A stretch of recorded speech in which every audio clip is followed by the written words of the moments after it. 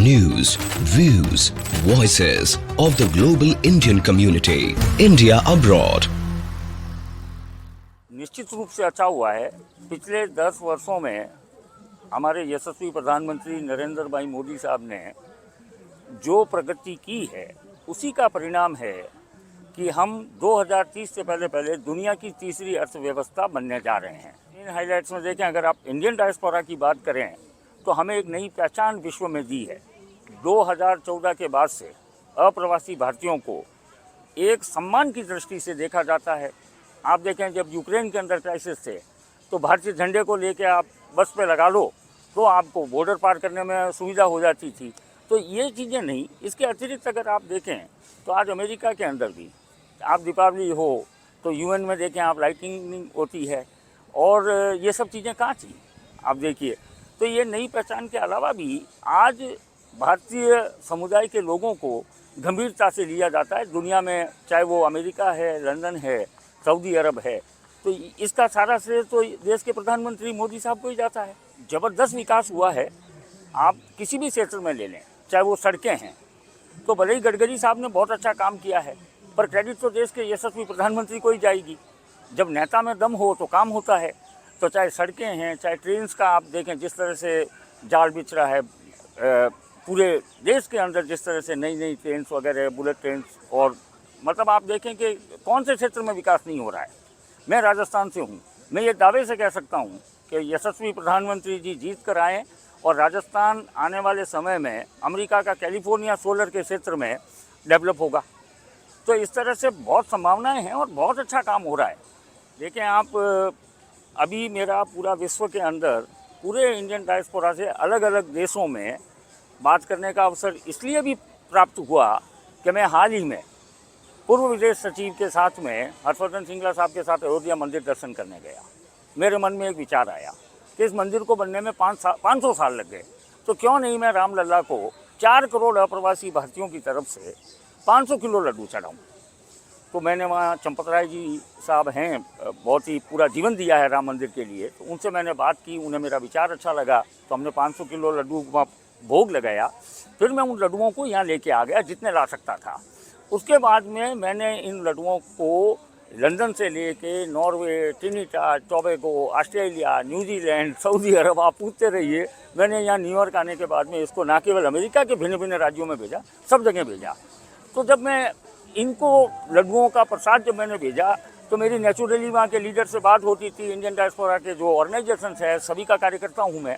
तो एक बात सामने उभर के आ रही है, और वो ये आ रही है कि हमारे देश के प्रधानमंत्री मोदी जी वापस जीत के आएंगे, निश्चित रूप से आएंगे। लोग तो 2024 की बात कर रहे हैं, मैं तो कह रहा हूँ कि ईश्वर उन्हें दीर्घायु करे। मैंने रामलला से भी प्रार्थना की थी और वो स्वस्थ रहें। वो 2029 में भी मोदी साहब आएंगे और आप देखेंगे कि ये जो सपना है जो मोदी साहब ने देखा है कि हम 2047 तक डेवलप्ड कंट्री हो, ये पूरा हो के रहेगा।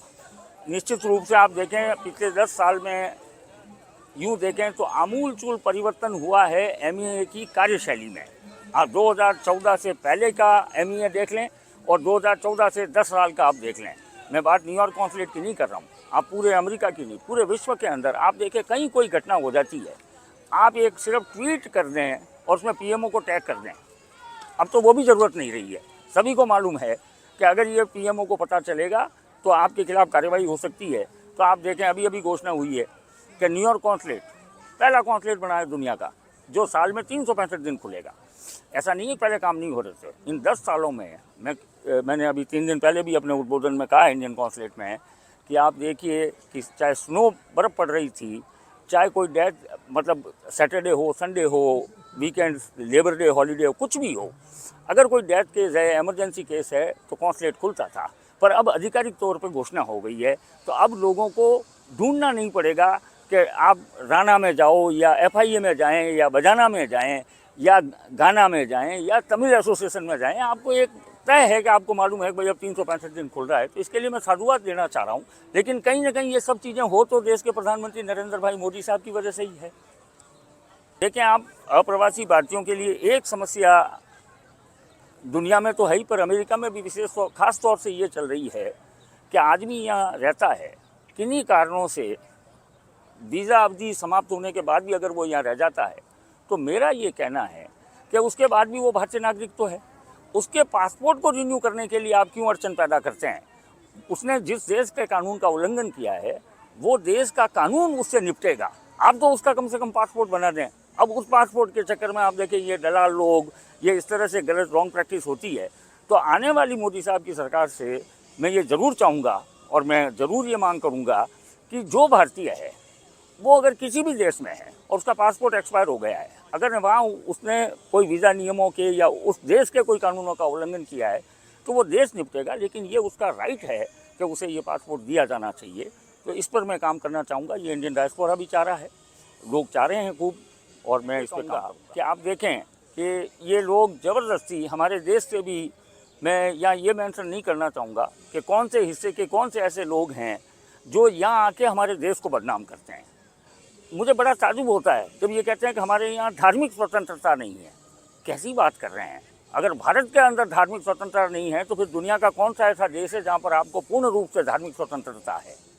यहाँ तो हम भाई की तरह सारे समुदाय साथ इकट्ठे होकर रह रहे हैं, मिल रहे हैं, लेकिन ये क्या एक प्रचलन हो गया है कि अब चूँकि देश की तरक्की बहुत हो रही है, लोगों को ये डाइजेस्ट नहीं हो रहा है, हम विश्व गुरु बनने की ओर अग्रसर हो रहे हैं, तब और कुछ नहीं तो बस इन्हीं बातों को लेके भारत सरकार पे खास करके मोदी साहब को टारगेट किया जाता है। आप देखें इंडियन डायस्पोरा के लिए जो सबसे महत्वपूर्ण बात, जो बरसों से समय समय पे मैंने ये मांग भी उठाई है, बात भी की है, यहाँ तक कि अप्रवासी लोग सुप्रीम कोर्ट तक गए हैं, हमें मताधिकार का हक मिलना चाहिए। इस समय जो तरीका है वो बहुत खर्चीला और महंगा है। अगर वोट देना कोई चाह रहा है एनआरआई तो उसे उस देश से उस जगह जाना पड़ेगा जो एड्रेस उसने पासपोर्ट में दिया है। It's not practical. कोई एमएलए एमपी के चुनाव में वोट देने के लिए 2000 से लेकर और $10,000 तक खर्च करके और जाए और वोट लें, तो ये इस सरकार में निश्चित रूप से मैं मोदी साहब से उम्मीद कर रहा हूँ और इस बात को मैं उन तक पहुँचाऊँगा, मिलूँगा भी, और ये चाहूँगा कि ये हमें वोट देने का हक जो है कॉन्सुलेट्स के माध्यम, और कई तरीके हैं जिससे ये वोट दे सकते हैं। अब आप देखें घर घर अब शुरू कर दिया ना वोट देने के लिए, तो नवाचार तो करने पड़ेंगे जैसे जैसे, और हम तो डेवलप्ड कंट्री की ओर बढ़ रहे हैं बनने की। हमारी अर्थव्यवस्था 2030 तक तीसरी अर्थव्यवस्था हो जाएगी। तो ये तो बहुत मामूली सी बात है कि हमें अप्रवासियों को वोट देने के लिए इसका प्रावधान कॉन्सुलेट, मिशंस, एम्बेसीज इनमें करना है, और मैं पूरा होपफुल हूँ इट विल हैपन। यहाँ से भारत अब ऐसा दिख रहा है कि वो समय दूर नहीं है जब आप देखें, आप यहाँ का अगर हम हेल्थ सिस्टम की बात करें तो आपको मालूम है कि अमेरिका का health system it depends on Indian origin doctors. आप देख लें, यही नहीं, आप नर्सिंग का ले लें। आज भी 2030 तक 15 लाख नर्सों की कमी है इस देश में, अमेरिका की बात कर रहा हूँ आपसे। और जो वर्तमान में नर्सें हैं, अगर ये सब वापस चली जाए तो यहाँ का हेल्थ सिस्टम ठप हो जाएगा। तो आने वाले समय में मुझे ये लग रहा है कि ये रिवर्स ट्रेंड शुरू हो जाएगा। लोग, बड़ी बड़ी कंपनियां वैसे भी जा रही हैं। मोदी साहब 2024 में जैसे ही जीत के आएंगे, आप देखें अगले 5 साल में, 5 साल बाद इसी जगह पे खड़े हो गए हम फिर 2029 की चर्चा करेंगे, तो यही उभर के आएगा कि इन 5 सालों में बड़ी बड़ी कंपनीज, चाहे हेल्थ सेक्टर की हैं, आईटी की हैं, इवन आप देखिए लोग चाइना से ज़्यादा भारत को पसंद करेंगे, क्योंकि मोदी साहब हैं। तो जैसा वो वहाँ एक चलता है ना वो कि मोदी है तो मुमकिन है, तो मैं भी यही कहना चाह रहा हूँ कि मुझे काफ़ी उज्जवल भविष्य हमारे देश का, मैं रह यहाँ रहा हूँ, मेरी कर्मभूमि है, लेकिन जहाँ मेरा जन्म हुआ, जिस देश से मैं आता हूँ, तो मुझे पूरी उम्मीद है कि आने वाले समय में बहुत जल्दी भारत सोने की चिड़िया बनेगा। देखें आप, प्रवासी भारतीय, ये जो 2047 का माननीय प्रधानमंत्री ने जो सपना देखा है विकसित भारत का, मैं ये दावे से कह सकता हूँ कि आप कोई भी हिंदुस्तानी दुनिया के किसी भी देश में जा सकता है, वहाँ की नागरिकता ले सकता है, लेकिन आप उसके भारतीय दिल को नहीं बदल सकते हैं। चाहे 50 साल बाद आप अमेरिका के यहाँ रह के नागरिक हो गए हों, आज भी आपका जुड़ाव, आपका लगाव आपके मूल देश भारत से है। ऐसे में जो बन सकेगा हर क्षेत्र के अंदर, और एक बार 2024 के रिजल्ट आ जाए मोदी साहब के प्रधानमंत्री बनने के बाद में, आप देखेंगे कि अप्रवासियों का ना केवल अमेरिका से, पूरी दुनिया में जो एक्सपर्ट्स हैं, ये सब चाहेंगे कि ये भारत से जुड़ें, भारत के विकास में जुड़ें, और बहुत जल्दी हमारा देश विकसित देशों की श्रेणी में आए।